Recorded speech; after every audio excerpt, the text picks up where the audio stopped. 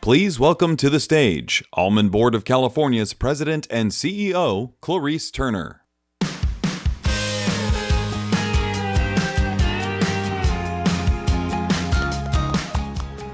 Good morning and welcome to the Almond Conference.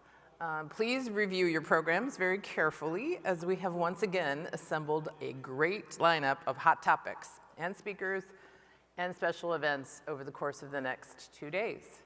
So before we dive into today's session, I'd like to give a special thank you to our medal sponsors.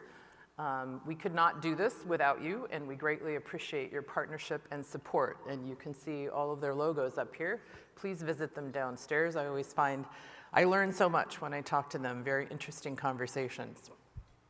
So I've had the opportunity to visit retailers literally all around the globe. And when I walk in the aisles, I always have one question in my mind. How are almonds being used? What's fascinating is, all over the world, you'd be hard-pressed to find a single aisle in the grocery store without almonds in it. The reason for this is innovation. In fact, as I mentioned yesterday, nearly 10,000 new products with almonds were introduced globally just last year, and that's been a trend for quite some time. So really think about that. 10,000 new products, it's huge volume. That's enough to fill every inch of shelf space in Costco, Trader Joe's, and Aldi's. Staggering.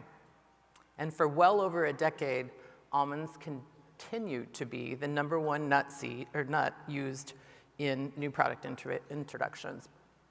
So more than half of our volume in developed markets comes from ingredient usage, actually. When you look at food trends and what's going on with consumers and manufacturers, there's so many tailwinds for almonds as an ingredient. This is the right time. Almonds are the right product, and we are going to show up in the right places. But the reality is, despite these impressive numbers, we're just scratching the surface of what our potential is. Almonds have 14 forms and offer versatility that can unlock all sorts of possibilities for us to enter new categories and inspire new products and bring forward amazing solutions that help our manufacturers create successful products and consumers live healthier lifestyles. So a big focus moving forward is unlocking these possibilities so we can continue to drive more volume and more value for this industry. If we come together, think differently about this, and innovatively, and embrace what almonds could be, we will be unstoppable in this space. Now, I'm going to pass things over to Emily Fleischmann, our VP of Market Development, to talk about how we're putting together new strategies and tactics to seize this important opportunity. Emily?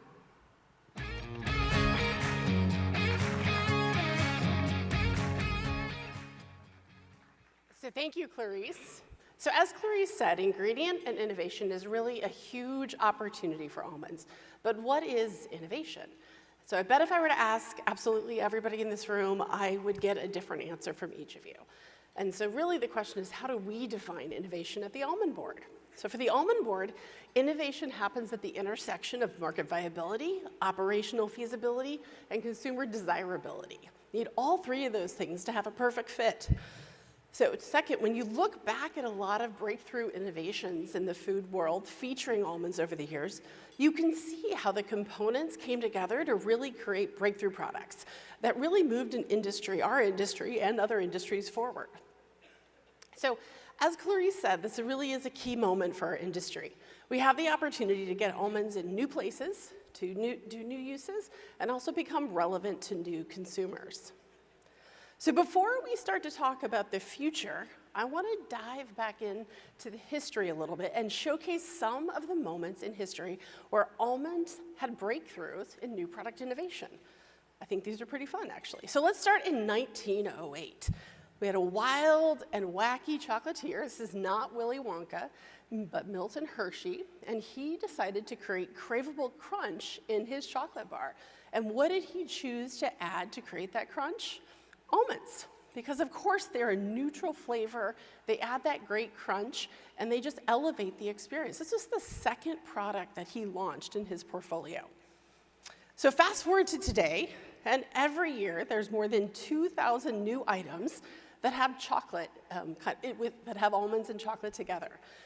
And this is all around the globe. So chocolate really is our biggest category for new product introductions for the entire industry. So next up is ice cream. So in 1928, Breyers and Eady's, they wanted to have consumers have a new experience. Consumers were tired of just chocolate and vanilla and strawberry, and so they created a full flavor experience. Anybody know what it is? Rocky Road. So we're taking vanilla ice cream, chocolate, marshmallows, and almonds. So sales of this cool treat were like hot magma. And from that point forward, almonds became a staple in ice cream. It's been one of our largest categories for many years. So as you get closer to the present, so many categories are catalyzed by almonds. So in 1949, Blue Diamond launched their Smokehouse almonds, still a favorite today. Cereal really became a forefront of category for us in 1979 when Honey Nut Cheerios used almonds for their nut. Energy bars came to life in 2004 with Kind. Almond butter also came out about that time with Justin's, and crackers with Simple Mills in 2012. And then, of course, there's almond milk, which really started in 2005, but just exploded in the 2010s. So almonds are clearly beloved by consumers. They're easy to work with, and they unlock so many taste and texture possibilities. I still say they're the most versatile nut and almost ingredient that's out there because they pair well with many foods, and they exist in a lot of cuisines throughout the world. And a core ingredient, as we talked about, to many marketplace successes. So we have potential to go even further. We have the history and the heritage to show and demonstrate that we've transformed food categories. So the question is now what? So today we have three amazing speakers. And I'm excited to have them all here. They're partners with us in various aspects of Almond Board's work. And they're going to help us see how almonds fits the trends that are currently being set, how almonds are starting to play a role in college and university food service, and how we're going to be opening up India's ingredient market. And then we're going to end with a video to showcase many of the things we're doing around the globe to promote almonds as an ingredient. So I am delighted to bring up Luann Williams. She's the global SVP of Research and the co-founder of Innova Market Insights. Innova has been a partner, and Luann specifically, with the Almond Board for many years. You may remember her. She spoke at Conference 2012. She has over 30 years immersed in data analysis and works in over 90 countries. The team that she has behind her is amazing. She is a sought-after speaker on industry trends, so we're really excited to have her here today. And Luann is going to tell us more about the future of food and how almonds not only fit in, but enhance our future. Luann?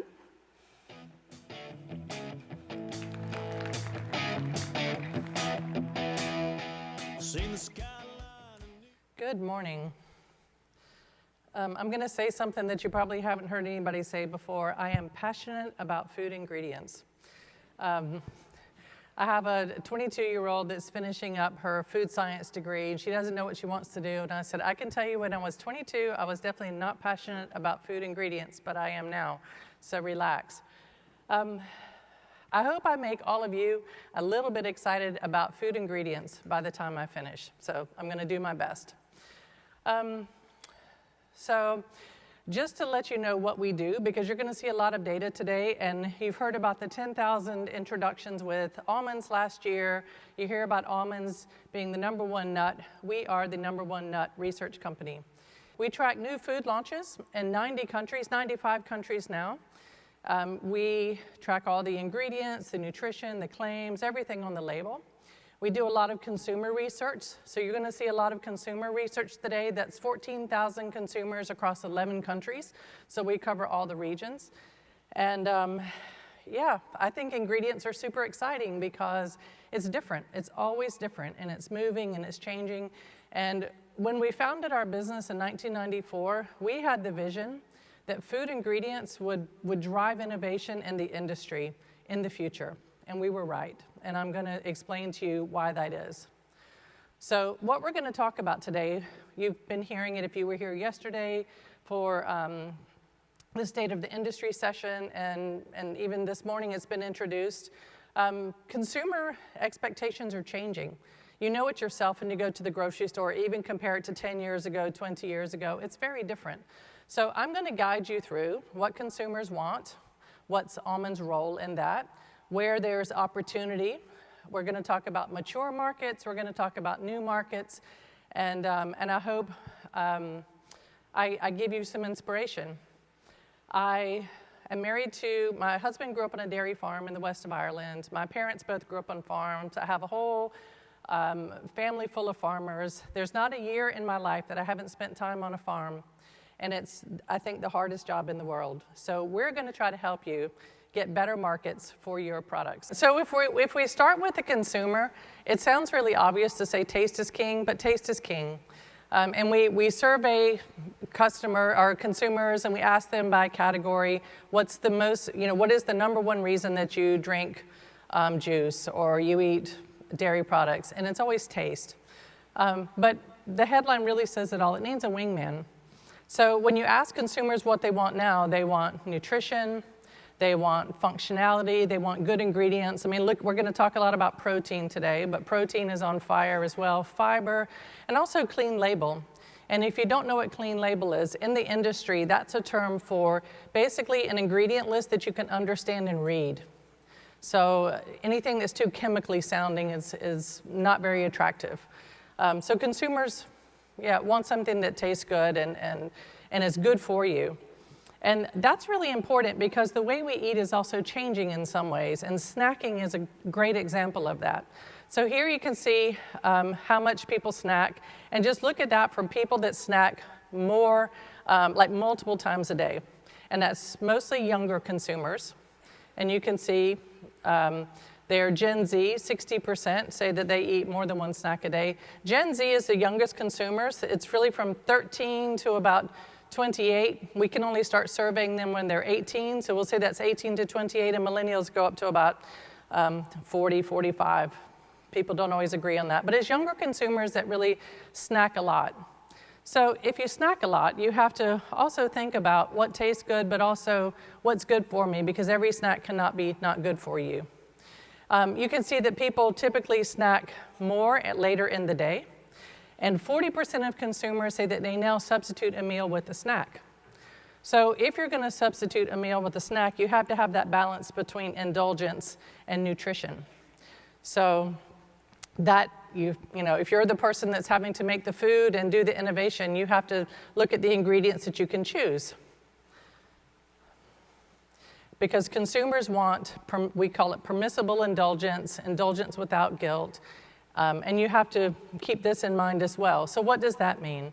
So when you ask consumers, what does indulgence mean? It comes up with some different pillars, but people are looking to do things like limit ingredients that are bad for them. And if you ask consumers, pretty much in every country in the world, the #1 thing that they're trying to avoid is sugar. People want to avoid bad fats, but those are things that they consider bad for them. They want to increase natural ingredients. So since about 2005, 2006, we've been talking about natural. That's really when it really took off. This whole clean label trend took off then. People want more functional ingredients, so something that adds, as I showed you, like protein and fiber. And now we're talking a lot more about limiting processing. So you probably have heard about MAHA, and food companies are committing to, taking out food colors. Has been in the news a lot, but there's a lot of reformulation going on as well. So limiting processing and finding new ways to include ingredients or create foods that are less processed is something that's really, really important now. Okay, so where does almonds fit into that? So we ask consumers, when you're snacking, what are you looking for? Which benefits? and really clear. Protein, number one. Again, if you're asking consumers for what nutrient they're looking for everywhere in the world, protein is number one. Fiber is really gaining traction. Protein and fiber go well together, also for satiety. So if that snack is your meal, you want to feel full. So those are two important components.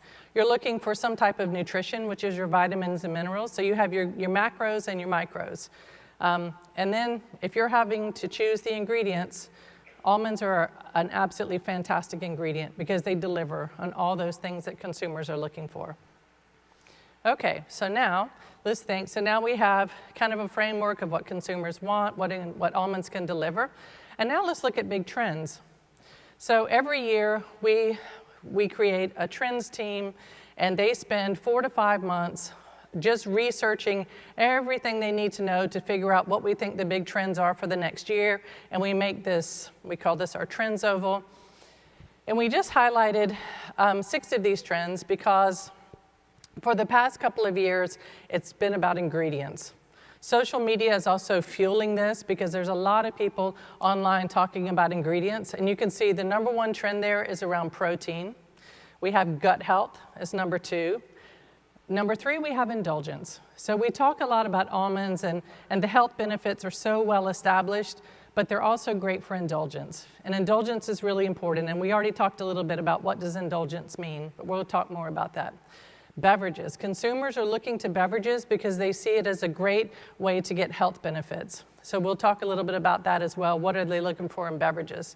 Authentic plant-based.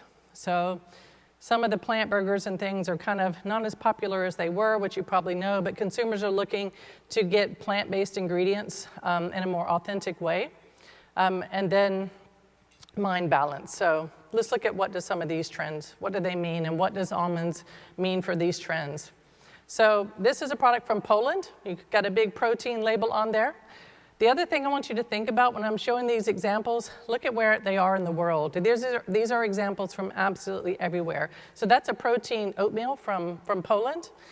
There is a very indulgent almond nut crisp there from China. You can see it also has a dietary fiber and a protein claim. And then there's a skinny dip coated almonds, which are great for indulgence. So almonds can really play in all these categories. Beverages. So we have a lot of data on consumers are also interested in beverages as a snack. Plant milks are seen as one of those very healthy snack types of beverages. And you can see that almonds also bring natural credentials. They bring, when consumers talk about, I want less of the ingredients that are bad for me. For some consumers, that means GMO ingredients. It means lactose. It can mean gluten. And almonds are naturally free of those. So that becomes a benefit.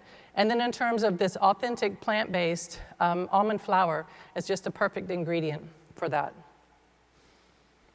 Okay, so as we go through our story here, what we see now is that almonds are not just about a whole nut that you eat like a snack, or you spread it, or you drink it. As Clarice said, it's in every single aisle of the grocery store. And what we see now is if we look at some of the biggest categories where almonds are included the most, that's cereal and energy bars, it's cookies and biscuits, and breakfast cereals. But some of the fastest growing are super exciting, like sports powders, malt beverages. I'm going to talk a lot about beverages in Asia, and flavored milks.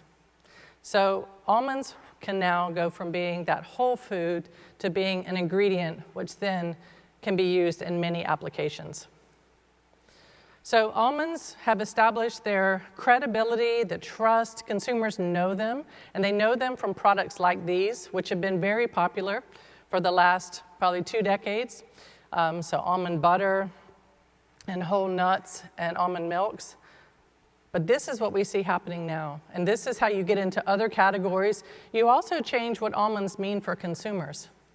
So almonds can be a very core ingredient of some of these new products. So you can see there that in this non-dairy cheese, there's 64% almond preparation. And you think about those things people want. They want natural ingredients, less processed. Well, this is just kind of a smushed up almond, right? It's perfect. There's 10% of almond butter and the little protein balls there. And almond milk is used in the tortellini. So that's also something very indulgent. And a nice association with a very luxurious kind of meal. But almonds can also deliver very strong nutrient credentials. And I think there's no food that's more scrutinized than what a mom feeds to her baby. And this is an example of a growing up milk for toddlers, which is made with almonds. And there's also a bar there, which is made for children. And you can see all the nutrition credentials there. So almonds can deliver on indulgence and taste, but they can also be the nutrition powerhouse in the product. Okay, so where are we going to sell all these new fantastic almond ingredients? If we look at where they're being used now, you can see the core markets. They're also the mature markets in North America and Europe. So 41% of the launches that we tracked with almond ingredients were launched in Europe. But you can see that Asia is becoming really important, and almost a third of those introductions are in Asia. The US is still a massive country, of course, with a lot of innovation. So the US is still the #1 in terms of product launches, but India is now #2. So I'm not going to talk a lot about India. You have an excellent speaker that's coming a little later that's going to give you details about why India is such an exciting market. But if we go back to those mature markets, you now have the opportunity to find some new places to play in those mature markets. So if we look at Europe, there's a lot of demand for high protein. I mentioned that, we see that in the trends. Clean label is still a big deal. Dairy alternative plant-based is a really big deal. So this is a great market for almond protein and almond butter. And then if we look at the North American market, there's definitely an opportunity to move into more premium applications.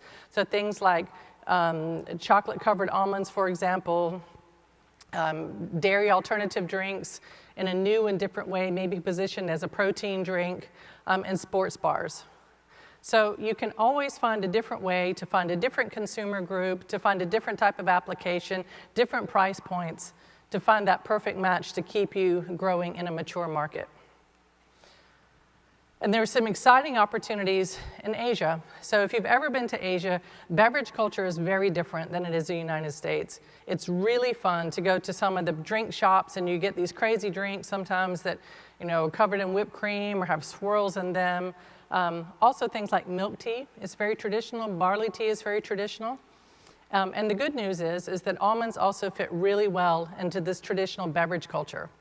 Because if we're all going to get together to sell that huge crop of almonds, we need to have some products that are, have a high frequency of consumption. So you want products that fit into everyday lives of people, like the snacking we talked about earlier. So some of the fastest growing categories that we see in Asia are things that I mentioned: the teas, the malt beverages, flavored milks. Dairy has been seen as a great carrier of nutrition in Asia, but also sports bars and nut butters. So here's just a few examples of those types of products where almonds are being used. So the first one is a beverage from Korea, that it looks like a latte. So everybody always wants the next latte. Matcha latte is very popular. You might have seen that. So move over matcha. Here we have an almond latte. The drink in the middle, I mentioned barley tea is something that's very popular. This is an almond and walnut infused tea, sold in Singapore. The product's from Korea, but it's sold in Singapore. And dairy, nutrition is really important in Asia, and dairy has always been seen as a great carrier for nutrition, and almond milks play there really well as well. So you see the lactose-free and lean product there it's all about health, and then the fresh milk that also contains almond, and those are from Thailand and Indonesia. And then I mentioned India. And you're going to hear a fantastic talk about India. But this picture really does sum up what we see happening in India. It's not just a whole nut market anymore. Almonds are known in India, but they've now moved again across the entire retail chain. And here you can see confectionery products. You see a spread. The ragi is a cereal for children. The product on the right is a product for pregnant and nursing mothers. And the blue box is traditional Indian sweets. So almonds fit into very traditional products. They fit into these higher value added products there. It's a really interesting transformation of almonds in the Indian market. And you're going to hear some more about that in a few minutes. Okay, so then we've been hearing about the 14 formats. So you want to look for the opportunity to match up that format for the perfect application for that. So there are two that we're highlighting. One is almond protein. we see really growth in this format of almonds. You can see it's a growth driver in Europe and in APAC. I mentioned that earlier, that with this whole protein boom, everybody's looking for new sources of protein. There's a lot of people who want plant protein, so it ticks that box as well. Also used in bars, so that convenient snacking that we talked about. And then almond paste has some really interesting applications. We mentioned the dairy-free cheese. Here's another example as well. This is a company from France. You might know Laughing Cow. And while this might not be growing as fast, it's absolutely holding steady in some of these applications. The other thing that we've heard over the past day is that the ingredient space is very competitive. So here's just a little comparison of some of the competitors for almonds. And you can see here we're looking at low momentum to high and low maturity versus high maturity. So if you look at something like oats, oats have been very successful in barista milks. They're very creamy. So that's something to think about. How do we maybe address the creamy issue? Protein, soy protein, has had a long history really everywhere in the world, but especially in Asia. It's also fermented. It's soy sauce, for example. So soy has a lot of applications. In China, soy milk is consumed as the beverage that you drink with every meal, for example. Chickpeas are used a lot in gluten-free products, for example. It also has some protein credentials. And coconut, we know, plays really well in indulgents and also dairy alternatives. So almonds have a lot of benefits, but it is a competitive marketplace. So that'll be part of the work to do in the coming period, is how do we evolve and make sure that we're having new forms of ingredients or new applications for ingredients that can compete really well in the market. And how to do that? You apply technology. So I live really close to one of the big food technology centers in the world. I think they're kind of the frenemy of UC Davis. But they also work a lot together. So there is a massive amount of ideas and things that you can do with ingredients. But what can you do? So I mentioned protein and satiety. So protein is really on trend. Fiber is something most consumers in the world don't get enough of. They work really well together. So again, let's go back to that snack meal. You definitely want to feel full. So there's a lot of opportunities to play on this space in weight management, satiety, also just better for you snacks. That moves over into the microbiome. So if you remember, that was also one of our trends, that if you ask consumers, do you buy functional foods? Yes, I do. What benefit are you looking for? Number one is the biome, something good for their gut health. Lots of kids have stomach aches, and that's because they probably don't eat enough fiber. So there are a lot of things that you can do to optimize the fiber in the almonds, that you can make it better for digestion. You can make that fiber really beneficial for the gut microbiome. You can also ferment it. So fermentation is having just a huge wave now.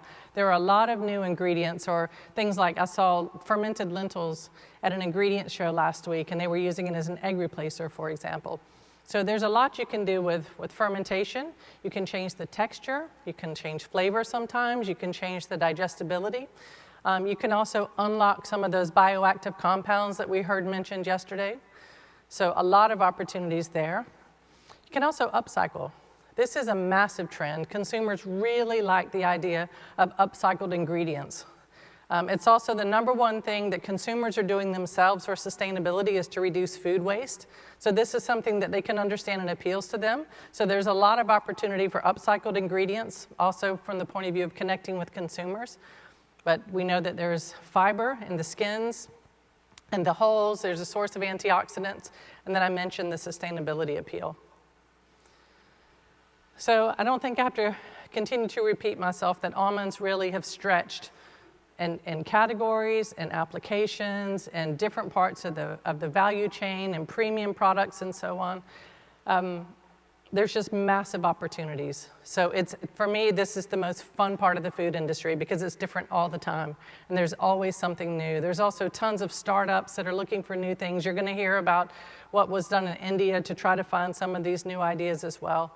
But there are endless possibilities.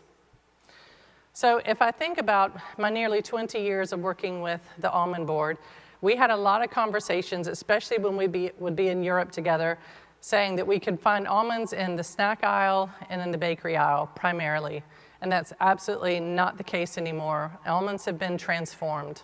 So they're not just a commodity, they're this highly value-added, appreciated ingredient that works from a taste point of view, from an appeal point of view, from a nutrition point of view, and consumers love them. So it'll be very exciting to see once somebody starts working, applying some of that technology, what happens? What type of new ingredients do you get? What kind of products can they be used in? But again, as I said, the possibilities are really endless. So it's nice to be here with an audience and lots of farmers. Again, appreciate the farmers because you have a hard job. But just so you know, the Almond Board will be working. I will be working hard with them.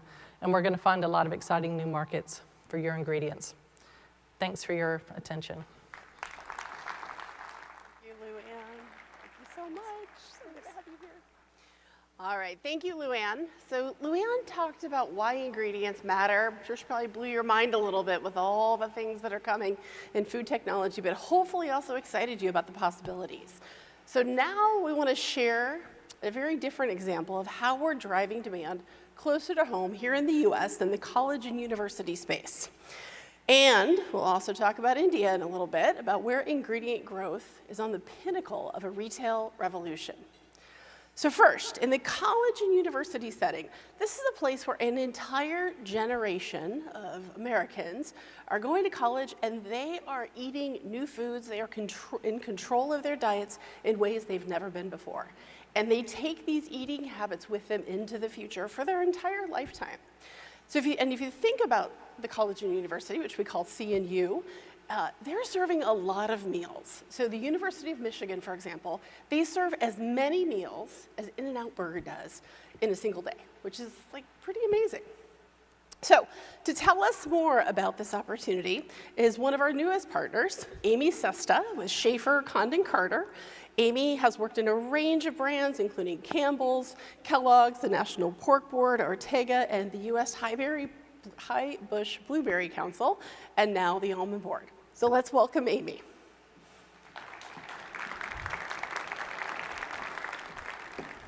Thank you. Thanks, Emily. Hi, everybody. Good morning. I'm Amy Sastre. I'm the Chief Client Officer at Schaefer, Condon Carter, and I'm here to talk to you about the long-term impact opportunity for almonds in the college and university food service segment. I'm going to take you on a short journey to get to why almonds in college and university, but first, we have to understand the students who make up the segment. We'll walk through who they are, why they matter, and how we're reaching them. So Luann talked a little bit about Gen Z, but who really is this segment, right? They're 18 to 24-year-olds, students on college campuses across the country today. They are sitting down for meals in dining halls, grabbing snacks at convenience stores, or grocery shopping on campus grocery stores, which they didn't have when I was in college, but they do now. But who really are they? How do they think about food? We like to call them the phone eats first generation. For them, good, everybody got that. That's great, I love the laugh. For them, food is all about connection. They like to eat meals with their friends. They balance what they want to eat with their very busy schedules. But before they take that bite, they take a picture first. And that photo, ultimately, they share on social media. As a form of cultural cachet, I was with this friend, we had this amazing meal. They really use it as a way to engage. So from TikTok-worthy bowls to campus pop-ups featuring global flavors, these students are shaping what's happening next in food service. And winning with these customers has long-term gains. This is the next generation of consumers, decision makers, taste makers. They're at this age, Emily mentioned it, they're trying new things, right? College is about expanding your cultural horizons, pushing the boundaries of your palate. And by engaging them now, we can build lasting connections that expand far beyond the campus. So let's talk about what makes this audience so advantageous for the Almond Board. C&U is where lifelong habits begin. Now, Emily mentioned it, right? The first time you're away from your mom and dad, no one's grocery shopping for you, no one's making your meals for you. They are making their own eating and purchasing decisions. The habits that they create on campus extend far beyond. And we have a chance to strike while the iron is hot and influence them by forming lifelong preferences. They're also really curious, globally curious, right? Gen Z students are being exposed to new food experiences thanks to the international populations at college and university. And that international population is bringing new tastes and curiosity for new foods. I was talking last night, it's like peer pressure is still alive and well on college campuses, but we're gonna use it to our advantage to get people to try new dishes. This diversity creates a melting pot of preferences, giving us a unique opportunity to appeal to a broad, globally minded audience. And global flavors, these are the new comfort foods, right? This makes college dining uniquely reflective of the world's table. And those global trends influence Gen Z's idea of comfort food. So when I was in college, right, I'm sure many of you, it was mac and cheese and pizza and spaghetti and meatballs. Well, today, it's chicken tikka masala and ramen and shashushka. These are dishes driving connection, inclusivity, creativity, and comfort on campuses. Now, what's really cool about college and university is that there's a constant cycle of new customers. I just had dinner with some of the top college and university food service directors, and they shared that they can spot food trends years before they hit the mainstream. That's because every fall, they get a new crop of students with fresh tastes and expectations and experiences. So when an ingredient is gaining traction on a campus, it's often the first sign that it's going to be the next big thing. It's at inception on a campus, and then it becomes ubiquity. So this happened at the University of Massachusetts Amherst. They have the #1 dining program in the country. And sushi consumption there has grown 30% year over year since 2018, faster than any other type of food on campus. They are serving 4,000 rolls a day on campus. That is a lot of sushi. And this is reflective of most college dining programs. It correlates directly to the higher sushi consumption across the country. And it started with college campuses, right? They get the kids in, they try these new things, they go into the marketplace, they're buying it commercially, they're buying it in grocery stores. It's pretty cool. And student influence goes far beyond the campus. I'm sure many of you have kids in college or have had kids in college, and when they come home, they've got opinions, right? They have changed what they eat. They're telling you what to buy, what to stock, what to order, what to try. They are becoming advocates, and they're influencing their parents and their peers and the purchasing decisions that are being made, which means their influence extends far beyond the campus gates. Okay, so you can see how powerful this Gen Z student population is, and it's essential for us to get their attention now. With that in mind, let's dig into the size of the prize, because these students are fueling a massive segment, maybe more than you realize. So college and university presents a huge opportunity for the Almond Board. It's an $18 billion industry. There's nearly 3,500 campuses across the country, and they're feeding 15 million students on campus daily. That is a lot of meals.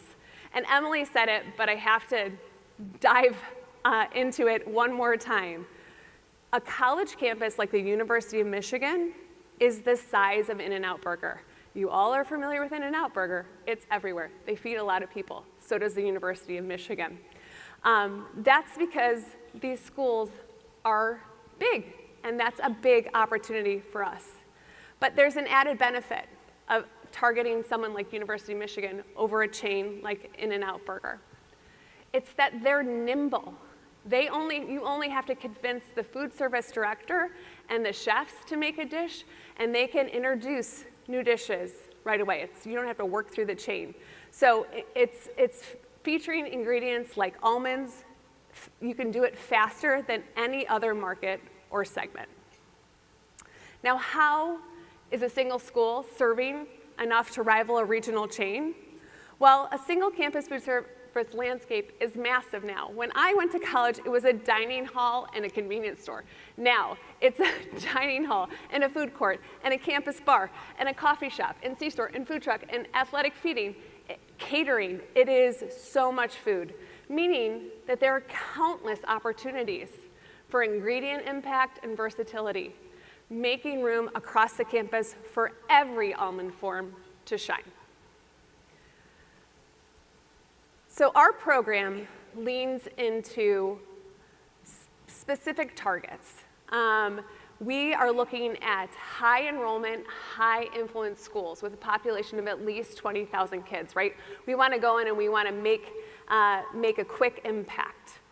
These schools adopt an educating the whole student philosophy. So it's about helping them make smart food choices, not just right now in the dining hall, but food decisions for life. We call this an expose and expand school. It's an approach where they're serving students dishes and flavors and ingredients that help them create their own preferences. Again, global, open palate, ready to explore. This is the kind of schools we want. These schools are best in class. They inspire other campus food service programs, and that's why we're working with them.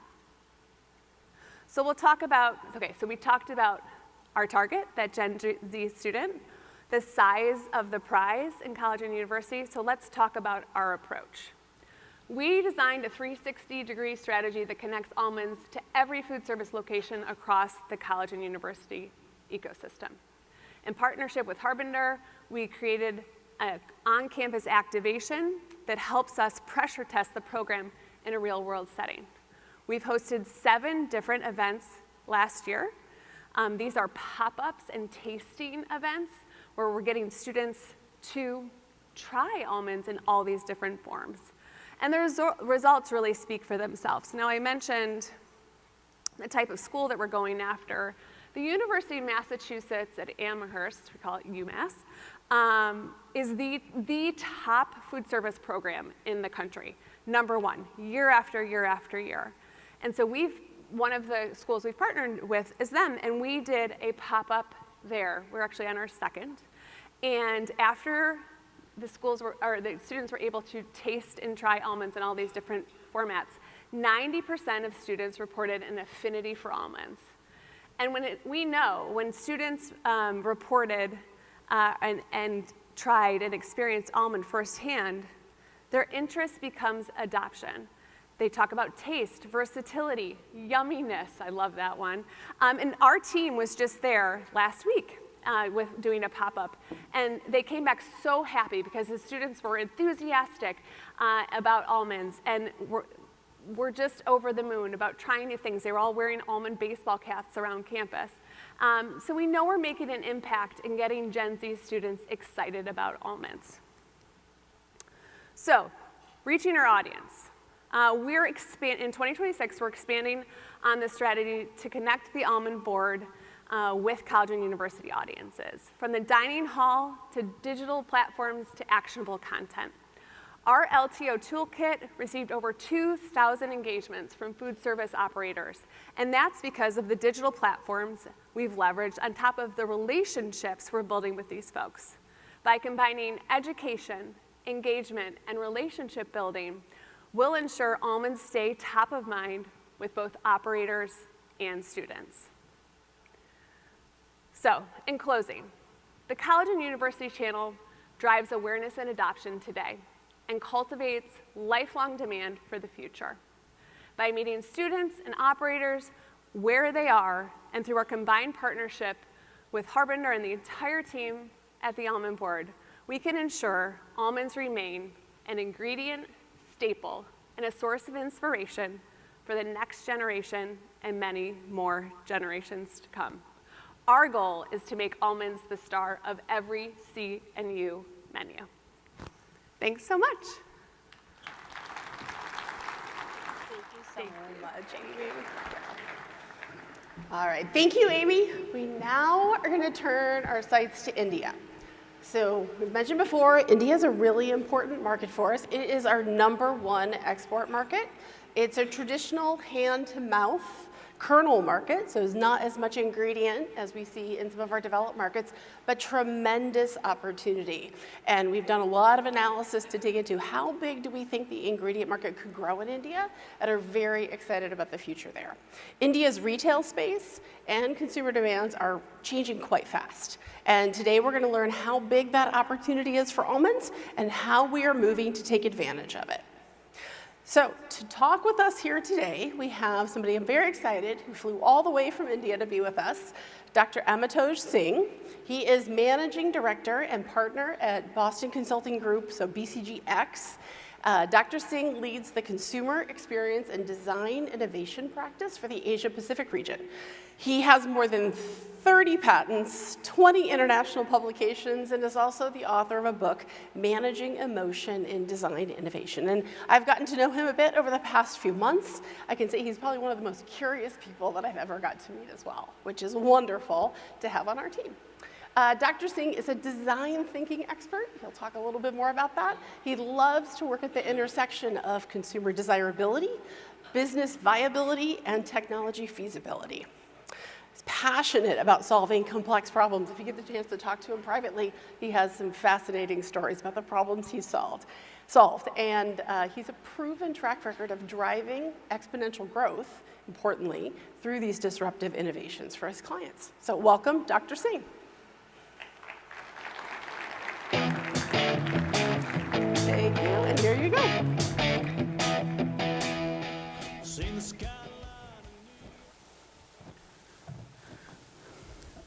Good morning, everyone. We at BCG have been fortunate to work with the Almond Board of California to study the potential of Indian market. It's my privilege to be here with all of you and share some of the learnings. I'm sure this will be very useful for growers, handlers, and processors to unlock the new wave of growth in India. In India, almonds as an ingredient has a strong opportunity to grow 3x in the next 5 years, from 100 million pounds last year to over 300 million pounds by 2030. The key factors for this growth are India's strong economic momentum, the evolving consumer landscape, the channel transformation. Together, these three factors will definitely make almonds as a lifestyle staple in our country. I'll talk about all these factors today. Let's start by understanding India's strong economic momentum. Very interesting, we often say India is not one India. Actually, there are three Indias based on the income profile of the population. A small segment of our population is actually just like Europe. That is with an average per capita income of more than 45,000 US dollars. Around 30% of India, we say, is like Indonesia. And a large 65% of our population is like sub-Saharan Africa. Hence, it's very important to understand each and every segment of our country to really unlock the full potential. If you see the image, let me ask you a question. The image on the screen is of a small town, a small village actually in India called Village Tulsi. If you could guess what is the most common occupation of people living in this village? Do you think the people in this village are master potters? Are they online content creators? Are they yoga gurus? Or is this the village of experienced dentists? Any guesses? I know it's difficult to guess, but any guesses from the audience?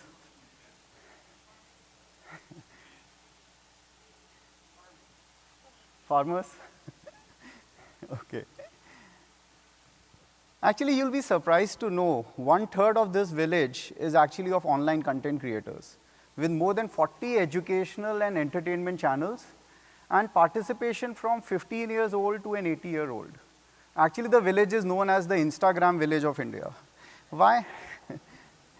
Now, why I'm showing you this is because the key point here is India's growth and transformation is not just about urban India. It is very deep, it is fast, and it's inclusive of rural India. India's growth is real and fast. India actually adds $1 trillion to its GDP every 18 months. Over 377 million consumers are actually under the age of 30. 70% of our consumption is driven by tier 2 and tier 4 cities, the smaller cities. And affluent households in India are actually growing at a 25% CAGR. With rising income and digitization, there is a high awareness of being healthy, eating natural, and experiencing premium products. And if you see, Almonds sits right at this intersection, and hence there is a strong opportunity for exponential growth for us. Let's quickly look at the evolving consumer landscape. Now, India has the highest consumption growth among developing economies, twice that of China and 1.6 times as compared to United States. Now, interestingly, within this, the discretionary spending, which includes health and wellness, is growing the fastest, which again is a strong opportunity for Almonds. Now, as I said, India's story is not about just urban India. Rural India is also leapfrogging. If you see on this slide, the spending on cereals and pulses have actually declined, whereas the spending on dairy and packaged foods has grown in the last few years. And this is happening both in the urban and the rural India. This is again a strong relevance and advantage for Almonds. I often say India is not about this or that. India is about this and that. Hence, it's very important to tap into both urban and rural story of India to really win the market.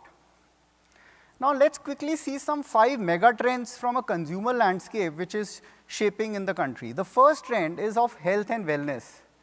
And you'll be surprised to know that there are more than 800 startups in health and wellness in our country today. The second trend is around premiumization. And interestingly, more than 40% of retail product growth is actually coming from premium offerings. The third trend, natural and sustainable. This is actually has been always been India's DNA, with more than 30% urban consumers preferring natural products. The fourth interesting trend is around convenience. And this is new because ready-to-eat and ready-to-drink categories have grown over 40%. And last but not the least, Indian brands are actually betting big on product innovation by customizing products to local taste. As you can see, all these trends again are setting the stage for Almonds to become a hero ingredient of the India story. Now let's move to channel transformation and how channel transformation can help us in our growth. Now, while retail in India is modernizing, e-commerce is emerging as a game changer. By 2028, e-commerce will form 11% of the gross merchandise value. Among affluent consumers, actually e-commerce already has a share of 10% across all purchases. Hence, e-commerce will be one of the most important channels for almond-based products. Now, if you see within e-commerce, quick commerce is what India is leading. Quick commerce story is the 10 to 15-minute delivery services in India. And India's quick commerce penetration is higher than that of China and is expected to reach $3 billion this year itself. India is leading the quick commerce penetration with 13% as compared to China, that is 7%, and Europe is only 3%. Quick commerce gross merchandise value has grown 30 times in the last 5 years, again with food and groceries being the largest category. All these factors combined make almonds as a lifestyle staple. Now, almonds are already part of our daily lives. Out of 100 million pounds of almonds in products, 10% goes into bakeries and cafes, another 10% into local sweet shops, 77% into ice creams, sweets, spreads, and cereals, and 13% into hair care and skin care. Now, to unlock this 3x growth, we believe these 4 interventions are required. Firstly, we are going to drive excitement and a strong pull for almonds through creative consumer campaigns. Secondly, we are going to equip and educate our product developers through trade shows and conferences. Thirdly, we are going to engage with key government and food science institutions to shape the labeling norms and strengthen the credibility. And lastly, we are going to collaborate with leading food service partners and brands to co-create high-volume products for the next generation of consumers. This is where BCG has actually been working very closely with the Almond Board of California. We are trying to expand the category by embedding almonds as an ingredient across a wide variety of products, all the way from breakfast to evening snacking, and from beverages to desserts. Now let's switch gears. Now let's see how we are creating these disruptive product innovations with almonds. We often say innovation happens at the center of business consumer technology. Business becomes viability, technology becomes feasibility, consumer becomes desirability. And innovation happens at the center of this. Now many companies, they use business as a starting point, which we call business-led innovation. Today, a lot of tech companies like to start with tech as a starting point, which we call as a technology-led innovation. Our approach on design thinking-led for almond innovation is to always start with consumer as a starting point, which is the consumer-led innovation approach. Now, why is this important? It doesn't matter. You may start from business, consumer, or technology. Innovation is at the center. But this is very important because we don't want solutions looking for problems. We want problems looking for solutions. Hence, it's very, very important to first understand the latent, unmet, unstated needs of our consumers, and then translate those into long-term, disruptive, sustainable innovations. That's the approach that we have followed, and I'll show you a video later of the same. Now, in order to find these unmet and latent needs, we use this double diamond design thinking approach, which is a very simple approach where you diverge on a problem and converge on a problem, then diverge on a solution and converge on the solution. This is the approach that we follow to create disruptive innovations and non-obvious insights. I'll talk about 5 insights. We did a lot of consumer research, and we came up with more than 50 disruptive insights, which finally led to lots of themes. I'll talk about 5 important themes which are relevant to us for creating product innovation. The first theme is called make unhealthy, healthy, and tasty. Consumers are actually not looking for ways to replace indulgence, but ways to justify it. Almond is that magical ingredient which has the power to justify indulgence without compromising on taste. The second theme is actually my favorite. It's called almond milk is beyond milk. The positioning of almond milk in India is still not very clear. There is a clear opportunity to position almond milk as a premium beverage rather than a replacement of milk. The third theme is called invisibility breaks limit. What it means is by making almonds invisible in products, actually we can increase the consumption of almonds because the visual presence limits the number of almonds a user likes to consume. And fourthly, the theme is called traditions limiting, science unknown, which basically talks of the lack of scientific awareness among consumers and traditional thinking limiting the consumption of almonds per day. And lastly, the fifth theme is called occasion justifies premium. This is basically talking about almonds being a premium product in India and hence consumed during festivals in form of sweets. There is again a clear opportunity to integrate almonds into many more festive occasions and rituals to leverage the 3x growth that we aspire for. So what we did, we used these 5 innovation themes and more than 50 consumer insights to run an innovation sprint with a leading coffee chain in India to create disruptive new products using almonds. We created more than 30 such ideas, and 10 of these are actually under development. Let me show you a short video on how these game-changing products were created using design thinking techniques. The Almond Board of California has partnered with BCGX to shape the future of almond innovation in India. By combining the Almond Board of California's decade of global expertise with BCG's rich, data-driven consumer insights, we are helping lay the groundwork to inspire the next wave of consumer products. Developing innovative and differentiated products not in years, not in months, not even in weeks, but in just 48 hours. Transforming insights to prototypes. Here's how we did it with a leading coffee chain in India. We began by understanding the coffee player's 6 key growth vectors with a tailored approach. We brought together 40 cross-functional stakeholders for a 2-day innovation sprint, designed to reimagine the future of almond innovation. Immersed in 57 powerful almond insights, guided by the company's 6 growth levers, and inspired by the Almond Fest, where participants experienced over 60 almond products firsthand. Participants also used tailored ideation tools, curated by BCGX, more than 50 product cards, and 6 live focus groups with real consumers. Each became a catalyst, sparking creativity and transforming insights into ideas. In just 48 hours, those ideas became tangible prototypes. From concept to reality, tested, tasted, and refined in their own kitchen and showcased in a master chef-style experience. 12 portfolios were pitched and 36 breakthrough product ideas emerged, resulting in one bold, innovative portfolio for the leading coffee chain in India. This coffee chain now has an amazing portfolio of tested new ideas for their innovation pipeline. Join us in driving the future of almond innovation in India.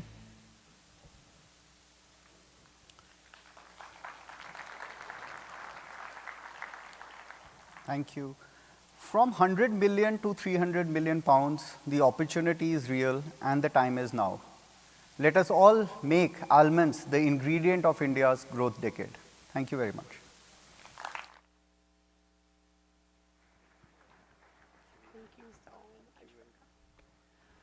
Thank you so much, Dr. Singh, and you guys don't know this, but I even owe him an even bigger piece of gratitude. Sorry. He had a call from 1 to 3 a.m. this morning and still made it here to do this with us, so thank you again. All right, so the ingredient program is really important, and it is the connection point between what our consumer campaigns are like and what consumers see in store. So by sharing the consumer demand story and the ingredient use story, we aim to really educate a group of chefs and food scientists and supply chain influencers on the core benefits of almonds. We hope to show them how almonds are relevant and motivating in new trends and consumer habits, and keep them in front, very importantly, in front of food developers. So we reach these people where they look for inspiration, which is a lot of places. There are publications, webinars, podcasts, trade shows, and conferences. And by building that surround sound, we build equity for almonds. So we see a future of new possibilities, knowing that all almonds can do and how much it can help meet those changing diets and habits. So almonds are the right place at the right time, and they're the right ingredient. And we want to close this presentation by sharing with you some of the work that ABC is doing around the globe. But before I show that video, I just want to give a shout out to the marketing team at the Almond Board. So join me in applause. Yes.